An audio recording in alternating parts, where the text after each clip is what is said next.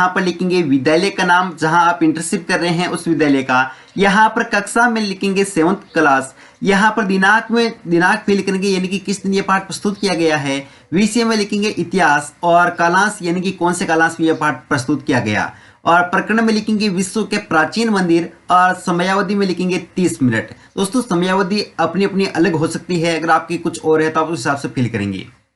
दोस्तों अगर आप मेरे साथ साथ अपनी फाइल को कंप्लीट करना चाहते हैं तो वीडियो को स्टॉप करते हुए या फिर वीडियो को स्लो मोशन में करके अपनी फाइल को कंप्लीट कीजिए। मैं जल्दी जल्दी बोलने का प्रयास करता हूं ताकि वीडियो शॉर्ट बने और आपका डेटा कम से कम खर्च हो।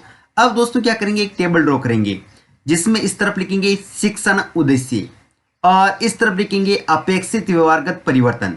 शिक्षण उद्देश्य में पहला लिखेंगे ज्ञानात्मक। इसमें लिखना है विद्यार्थी विश्व के प्राचीन मंदिर के रूप में जावा के मंदिर, कंबुज के मंदिर तथा आनंद मंदिर का प्रत्यस्मरण कर सकेंगे। विद्यार्थी विश्व के प्राचीन मंदिर के रूप में जावा के मंदिर, कंबुज के मंदिर तथा आनंद मंदिर का प्रत्याविज्ञान कर सकेंगे। सेकंड यहाँ पर पॉइंट है अवबोध। इसमें लिखेंगे विद्यार्थी विश्व के प्राचीन मंदिर के रूप में जावा के मंदिर, कंबुज के मंदिर तथा आनंद मंदिर की व्याख्या कर सकेंगे।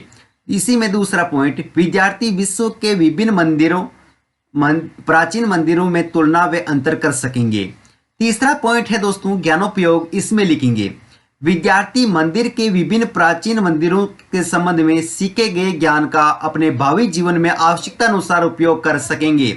चौथा पॉइंट है कौशल। इसमें लिखेंगे विद्यार्थी विश्व के विभिन्न प्राचीन मंदिरों से संबंधित चार्ट, रेखा चित्र बनाने की कुशलता का विकास कर सकेंगे। पांचवा पॉइंट है अभिरुचि। इसमें लिखेंगे विद्यार्थी विश्व के विभिन्न प्राचीन मंदिरों के रूप में जावा के मंदिर, कंबुज के मंदिर तथा आनंद मंदिर में अध्ययन में रुचि लेंगे। इसी में सेकंड पॉइंट, विद्यार्थी विश्व के विभिन्न प्राचीन मंदिरों से संबंधित समाचार पत्र तथा पत्रिकाओं को पढ़ने में रुचि लेंगे।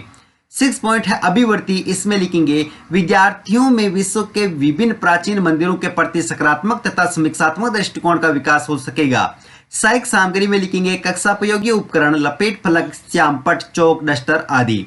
और पूर्व विज्ञान में लिखेंगे विद्यार्थियों को प्राचीन मंदिरों के बारे में सामान्य जानकारी रखते हैं और सामान्य जानकारी हैं या फिर रखते हैं।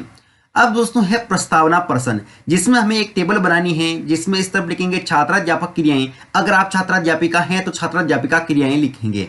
यहाँ पर लिखेंगे विद्यार्थी क्रियाएं। अब इसमें प्रस्तावना प्रश्न में पहला क्वेश्चन, हम किस देश में रहते हैं, तो विद्यार्थी क्रिया में लिखेंगे भारत में। सेकंड क्वेश्चन है भारत में किन किन धर्मों के लोग निवास करते हैं, तो विद्यार्थी क्रिया में लिखेंगे हिंदू, मुस्लिम, सिख, बौद्ध, ईसाई आदि। तीसरा क्वेश्चन है भारत में सबसे अधिक किस धर्म के लोग रहते हैं, तो विद्यार्थी क्रिया में लिखेंगे हिंदू धर्म के। और चौथा क्वेश्चन है हिंदू धर्म के लोग पूजा अर्चना करने कहाँ जाते हैं, तो विद्यार्थी क्रिया में लिखेंगे मंदिरों में। पांचवा क्वेश्चन है विश्व के प्राचीन मंदिरों के बारे में आप क्या जानते हैं, तो विद्यार्थी क्रिया में लिखेंगे समस्यात्मक प्रश्न। अब है उद्देश्य कथन, जिसमें लिखेंगे आज हम विश्व के प्राचीन मंदिरों के बारे में विस्तृत अध्ययन करेंगे। अब है प्रस्तुतिकरण यानी कि पाठ का विकास, जिसमें हमें एक टेबल बनानी है। इसमें पहले कॉलम में लिखेंगे शिक्षण बिंदु, सेकंड में लिखेंगे छात्राध्यापक क्रियाएं। अगर आप छात्राध्यापिका हैं तो छात्राध्यापिका क्रियाएं इस प्रकार से यहाँ पर आपको चेंज करना है। यहाँ पर लिखेंगे छात्र क्रियाएं, यहाँ पर विधि पर विधि और यहाँ पर श्यामपट सार।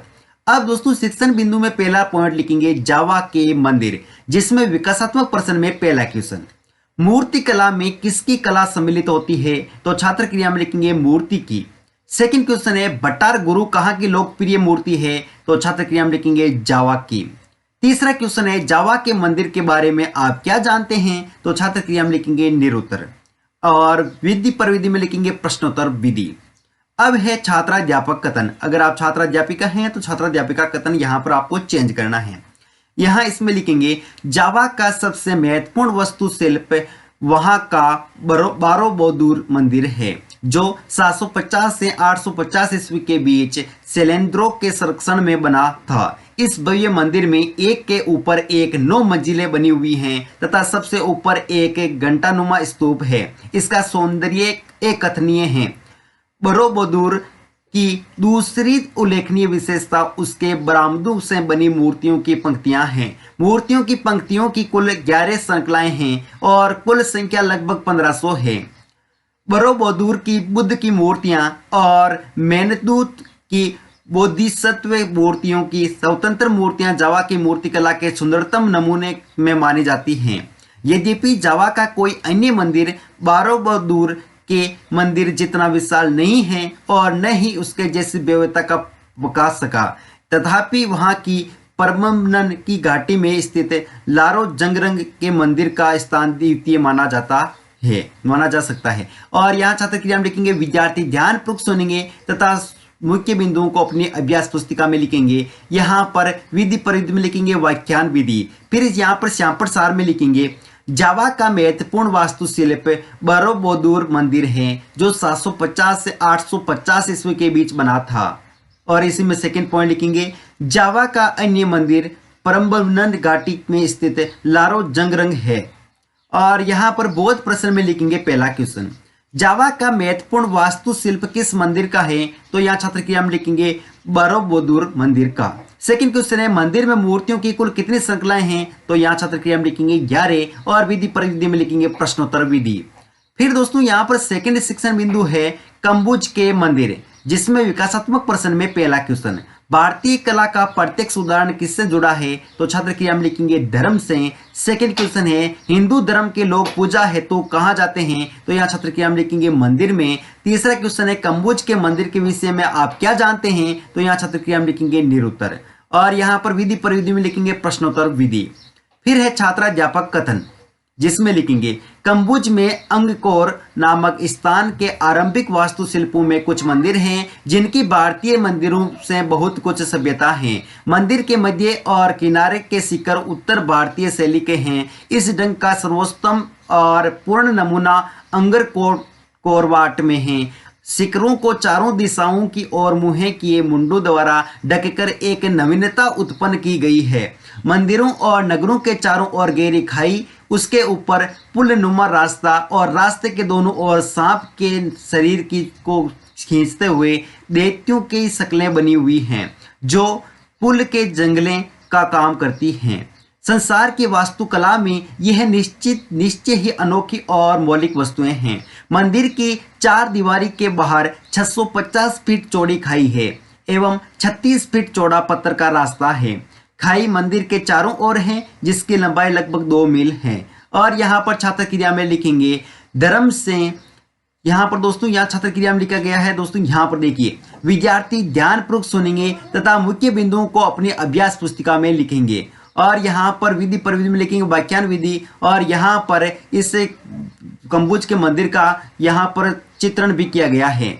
और यहाँ पर श्यामपट सार में लिखेंगे कम्बुज के अंगकोर नामक स्थान में बने मंदिर की भारतीय मंदिरों से सभ्यता है। और लिखेंगे सेकंड पॉइंट इसमें अंगकोर वाट की वास्तुकला निश्चय ही अनोखी और मौलिक वस्तुएं हैं। फिर दोस्तों यहाँ पर है तीसरा क्या दोस्तों, पहले तो बहुत प्रश्न आता है क्योंकि दोस्तों जैसे ही कथन कंप्लीट होता है तो बहुत प्रश्न आता है जो कि इस कथन से संबंधित क्वेश्चन होते हैं। तो इसमें लिखेंगे पहला क्वेश्चन कम्बुज के मंदिर के शिखर किस शैली के हैं? तो यहाँ छात्र क्रिया में लिखेंगे उत्तर भारतीय शैली के। और सेकंड क्वेश्चन है मंदिर की चार दीवारी के बाहर कितनी चौड़ी खाई है? तो यहाँ छात्र क्रिया में लिखेंगे 650 फीट चौड़ी। और विधि परिधि में लिखेंगे प्रश्नोत्तर विधि। फिर यहाँ पर तीसरा शिक्षण बिंदु है आनंद मंदिर, जिसमें विकासात्मक प्रश्न में पहला क्वेश्चन विश्व में विविधताओं का देश कौन सा है? तो छात्र क्रिया में लिखेंगे भारत। सेकंड क्वेश्चन है भारत के मुख्य पड़ोसी देश कौन कौन से हैं? तो लिखेंगे पाकिस्तान, बर्मा यानी कि म्यांमार, नेपाल आदि। और यहाँ विधि परिधि में लिखेंगे प्रश्नोत्तर विधि। फिर दोस्तों यहाँ पर तीसरा क्वेश्चन क्या है? बर्मा म्यांमार में स्थित आनंद मंदिर के बारे में बताइए। तो छात्र क्रिया में लिखेंगे निरुत्तर। अब है छात्राध्यापक कथन, जिसमें क्या लिखना है? इसमें लिखेंगे बर्मा म्यांमार में सर्वोत्तम मंदिर पेगन का आनंद मंदिर है। यह 564 वर्ग फीट के चौकोर आंगन के बीच में स्थित है। मुख्य मंदिर ईंटों का बना हुआ और वर्गाकार है। भव्य अनुपात और व्यवस्थित नियोजन के साथ ही आनंद मंदिर का सौंदर्य यहाँ पर उत्कीर्ण पत्थर की असंख्य मूर्तियों और दीवार पर लगे मिट्टी के चमकीले फलकों से बढ़ गया है। और लिखेंगे कि पत्थर की उत्कीर्ण मूर्तियों की संख्या 80 है और उनमें बुद्ध के जीवन की मुख्य घटनाएं अंकित हैं। यह मंदिर भारतीय शैली में ही विकसित हुआ है। उस ढंग के मंदिर बंगाल में पाए जाते हैं और संभवतः वहीं से आनंद मंदिर के नियोजन की प्रेरणा मिली होगी। इस मंदिर के संदर्भ में ड्यूरोसाइल ने विशेष अध्ययन किया है। फिर यहाँ पर छात्र क्रिया में लिखेंगे विद्यार्थी ध्यानपूर्वक सुनेंगे तथा मुख्य बिंदुओं को अपनी अभ्यास पुस्तिका में लिखेंगे। और यहाँ विधि परिधि में लिखना है व्याख्यान विधि। और यहाँ से यहाँ पर 4 में लिखेंगे बर्मा म्यांमार में सर्वोत्तम मंदिर पेगन का आनंद मंदिर है जो भारतीय शैली से विकसित हुआ है। इस मंदिर के संदर्भ में ड्यूरोसाइल ने विशेष अध्ययन किया है। फिर यहाँ पर है बोध प्रश्न जिसमें लिखेंगे मूर्तियों पर किसके जीवन की मुख्य घटनाएं अंकित है, तो छात्र क्रिया हम लिखेंगे बुद्ध के जीवन पर। सेकंड क्वेश्चन है इस ढंग के मंदिर कहाँ पाए जाते हैं, तो यहाँ छात्र क्रिया हम लिखेंगे बंगाल में, और यहाँ विधि प्रविधि में लिखना है प्रश्नोत्तर विधि। फिर है मूल्यांकन प्रश्न जिसमें दोस्तों पहला क्वेश्चन लिखेंगे जावा का सबसे महत्वपूर्ण वास्तुशिल्प बरोबोदूर मंदिर बना है। ऑप्शंस में लिखेंगे 550 से 650 ईस्वी के बीच, 650 से 750 ईस्वी के बीच, 750 से 850 ईस्वी के बीच, 850 से 950 ईस्वी के बीच। सेकंड क्वेश्चन है महान गुरु की लोकप्रिय मूर्ति है जावा या फिर सुमात्रा।